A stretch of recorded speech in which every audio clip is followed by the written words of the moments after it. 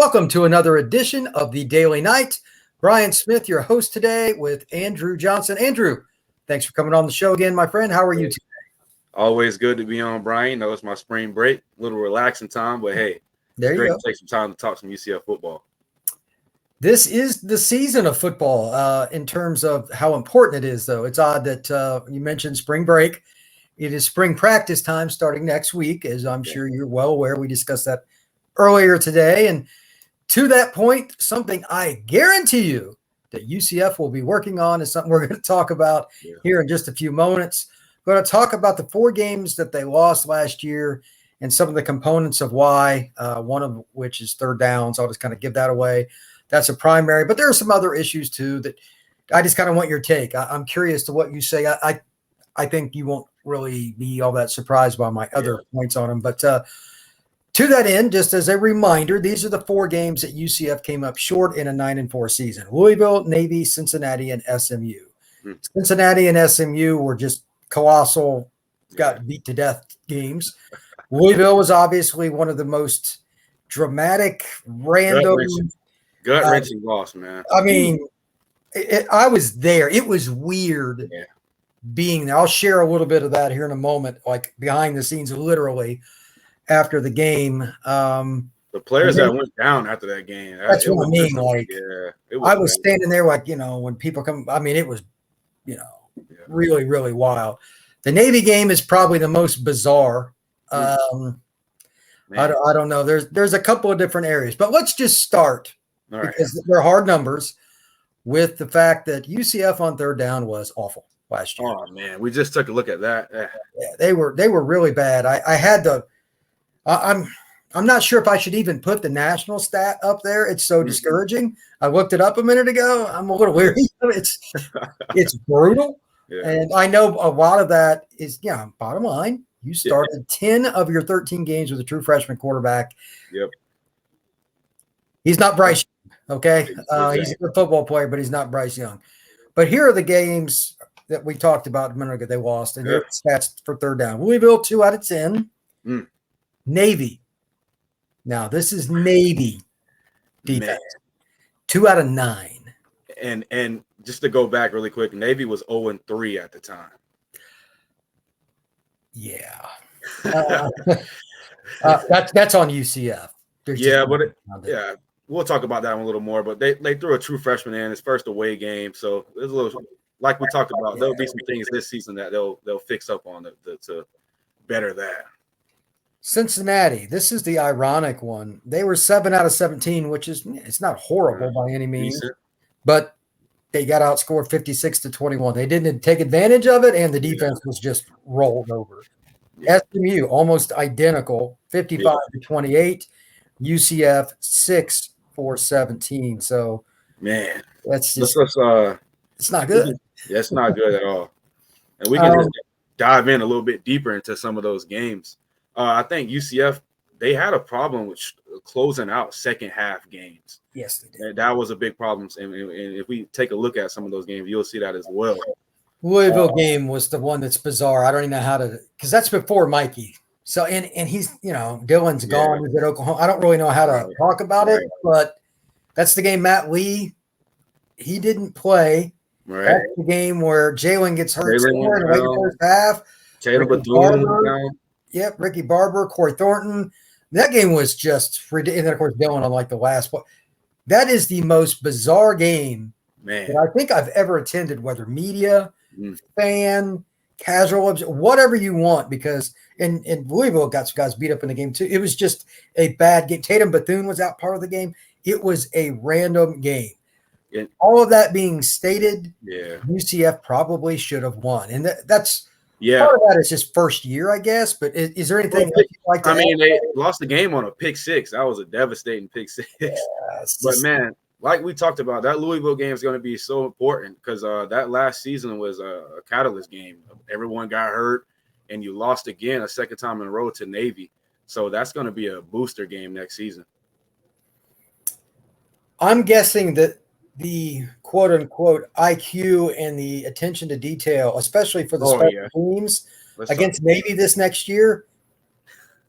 I mean, look. Hey, they scored. You're human. just to talk about that Navy game a little bit, they scored 14 unanswered points in the fourth quarter, which is that coaching staff's going to have to look at it. And we talked about it. They improved on the second half of the season, definitely on the defensive end. Yeah, they did. But man, those early on struggles had us questioning the new coaching staff, and so especially people on social media. The fans were going crazy. Well, as a general rule, just as a reminder, people that post a lot on social media generally are not very friendly, happy people. Exactly. That being stated, the defense got turned around quite a bit. And I think if they'd have played that game, say week 9, UCF wins by 2 touchdowns. But woulda, shoulda, coulda. They lost 34-30. So is what it is. Cincinnati, they just got run over. Flat out struggled, flat out ran over. Cincinnati had better players. Cincinnati was more confident. UCF looked timid in some cases at some positions. I won't go into specifics beyond to say that. They didn't want to be there. And they started off that game really slow. I know we talked about the second half struggles, but they played decent in that second half. But they started the game really slow. The first 5 minutes, man, it was like somebody that was 3 years younger on the schoolyard getting beat up by the bully. They just didn't want to be there. And as a coaching staff, you shouldn't have to be able to hype your players up for games like that. That was a big game going into that. Was weird. That's what I mean. Right? Yeah. Because, I mean, okay, Cincinnati's better. That's not what we're debating. Right. Effort. Yeah. Like if you get beat 28-17 against Cincinnati and it's a hard-fought game, okay, whatever. Right. It is what it is. They're better. But y'all got beat really bad, and you added to it because the offense couldn't get first downs and the defense was gassed. Late in that second quarter, you're like, just get to halftime. Yeah. Because I didn't know what to score. I thought they could have put up 70 at that point. I was man. Cincinnati wanted to. 70 was absolutely an option. Yeah. I mean, the running back was on fire. Their O-line was hitting on all cylinders.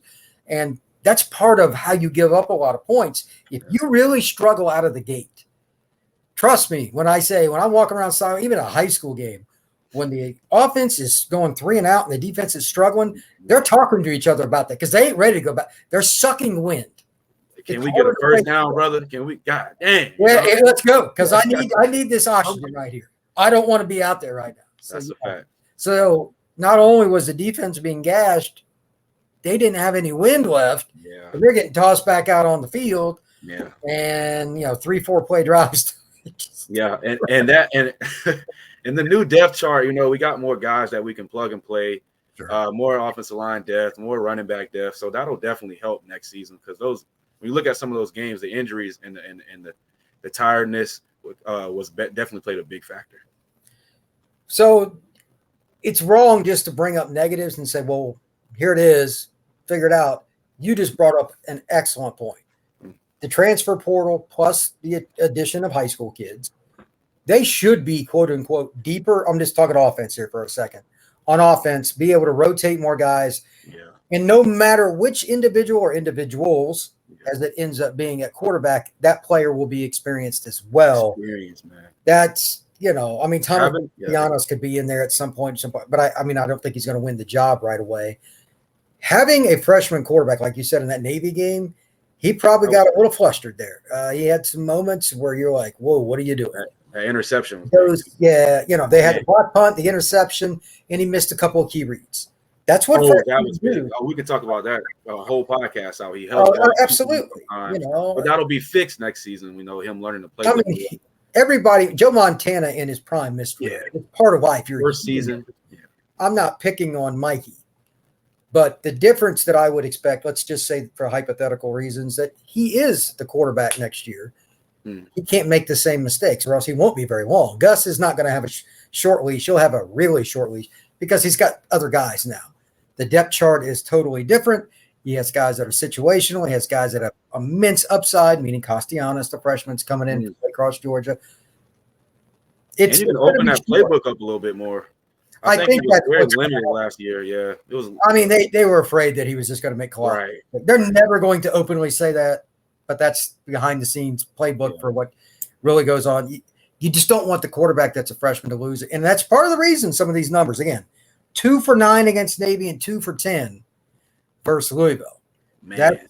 right? Dylan was responsible for that win. First game. Yeah. Wild because they scored 35 points. Right, man. Damn. But take a look at some of those losses. The defense gave up a lot of points. Right. UCF, when Dylan was in there, was a big play offense all 3 years that he played. He was a home run guy, tremendous deep ball thrower. Wasn't consistent, but when he hit it, man, UCF fast. Now you have John Rice Plumlee and you have Mikey. Maybe other guy. I have no idea what's going to happen at quarterback. They're going to move guys around. There's no reason for UCF not to be at 40% or higher in 2022. You got 2 offensive tackles coming in that are both veteran players that are starters. You can do whatever you want with Sam Jackson to move him around. You got your returning center. You're loaded at running back. You should be in 2nd and 5 as much as any team. And football. I mean, just quick point, some of those things that negated some of those 2nd and 5s. Another thing that they'll improve on next year is the penalties, because that was last year.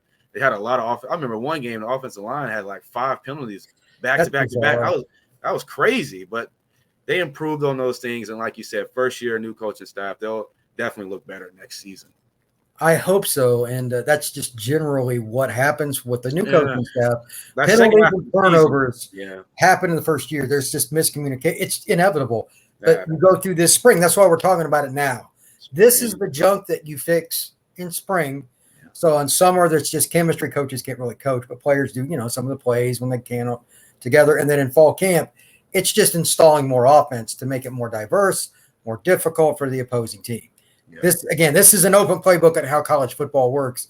You got to remember, in season, per NCAA rules, not saying everybody follows this, players get 20 hours a week to practice. That's in major college football, at minimum, you need 40 minimum.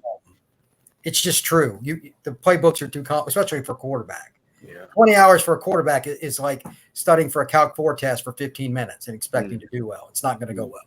It's hard. But the quarterback battle, throwing that out, I have no idea.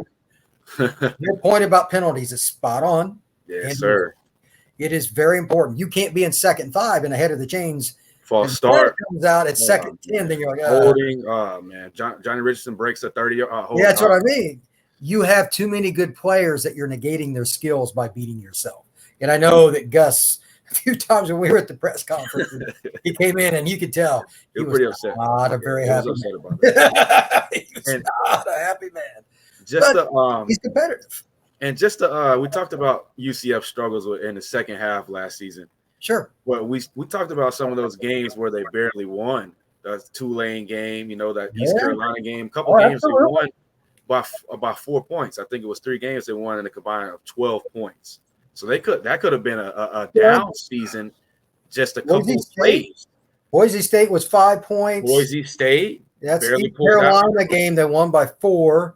They only won the game against Tulane, as you said, by 14-10. And they only beat South Florida. They should have lost. We were watching that game. They were on the 1 yard line. We thought it was over. I thought it was a 2 or whatever. 2 yard line, Tim McClain. But that guy's a mobile quarterback. That's the worst guy in the world to have that. And then their offensive line choked, which is what you made them do good defensive play. But that's 4 or 5 games.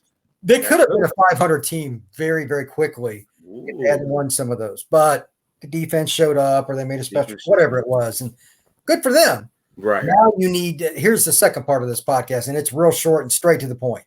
When you're in those circumstances, the USF game needs to be the harbinger for what's to come. It didn't look good there. We were all like, USF. Or I picked them to win by 20 in that game. Because I looked like an idiot. Yeah. But I think a lot of people in the booth did. I mean, they weren't a very good football team. Yeah. And they took them for granted. I don't care what any player in the night locker room says. Yeah, USF came in hyped up, man. I don't know what it was. They played like we have nothing to lose, and that was their bowl game. That was their championship. Oh, 100%. Yeah. 100%. You have to use that as like, number one, hey, don't take anybody for granted. Yes, sir. Yes, sir. That's number one. Number two, we overcame. Now let's use it to build. That's a growing point, yeah. Yeah, and in a way, it's kind of interesting. They ended up pulling away at the end against Florida, But Florida had 2 or 3 chances to win that. Their quarterback was terrible. Man, he missed some guys over the top. Busted coverages. Jesus. He didn't even throw it to him. One time he missed a guy by about 100 miles. Man. When you're in the booth, you can see when there's a bust. On TV, you don't see everything. Or a couple times, like, oh my God. There was nobody within 20 yards a couple of times. But they had a couple chances to take that game as well. So that could have been 2 back-to-back losses to Florida teams. And then, to their credit, in the fourth quarter, they played about as well the last, say, 10, 12 minutes. Excellent. As UCF was going to play the big throw, obviously, but the defense was getting after the quarterback. They pounding off. They were pounding their defense, 9 yards. And I'm like, where's this been? Why haven't this been going on? Second half, man, it's like inconsistent. Yeah. So they're going to have to play a full fourth quarters. That's another point. The last thing that I want to kind of finish on here is something I'm just curious. I'll let you kind of have the floor. With the players they have coming in, and I know you know the roster pretty well. Yeah. Is there anything that you would like to see them do schematically or with a player combination thereof? Help, not just on 3rd and 5, here's your play call. Avoid 3rd and 5. What do you think is going to be a difference maker potentially for UCF in 2022 as opposed to 21? On 3rd and 5s, I would definitely like to see them use the tight ends. They got 2 good tight ends that they can put in the receiver position and they can block. So that I would like to use the tight end more. Man, that would be awesome. I think that Keymore is a very rare athlete in that he's not a massive guy. He's not going to just, bully every defensive end or linebacker. He'll lose some battles. But how many guys are really going to stick with him in space when he runs a concerted route, whatever it may be, corner route, comeback, I don't care. That is not a normal 240 to 250-pound man. And then and you add him with Holler, and then with that big offensive line, and with Bowser, 3rd and 3s are going to be, looking. That's what I expect. Or instead, I use 3rd and 5 as generic. 3rd and 5, yeah. But that 5 will be 3 more often now. Exactly. I think just because of what you said, man. And sometimes it's as straight as saying, don't lose sight of the forest for the trees. We're going to run inside zone. Please try and stop us. They're going to be massive up front. And Lee, although not the biggest guy, is a tremendous offensive lineman. Physical. He's going to get paid in some capacity to play pro football. Yeah. If that's the smallest guy and he's that good, I'm okay with it. He could play in a skier, wherever. He'll play on Sundays, man. If he doesn't get injured or anything like that, he'll block on Sundays. I think there's a good chance of that. And finally, here's the wild card. Okay. Last year, you and I talked about, and I always was yelling this in the booth. I don't know what got me started, or maybe it's because I saw him in high school. As the year went on, Johnny got more and more touches, partially because Isaiah was banged up. 100% get it. Even when Isaiah is playing, they have to put him not only in the game to substitute for him, they have to put them both in there. And there's a wide variety of ways to do it. We can do a whole podcast just on formations, and I'm that nerdy guy that can do it. Watch me. Yeah, but that'll be interesting. They got so many weapons and skill players that you can draw so many offensive plays. 100%. Trick plays.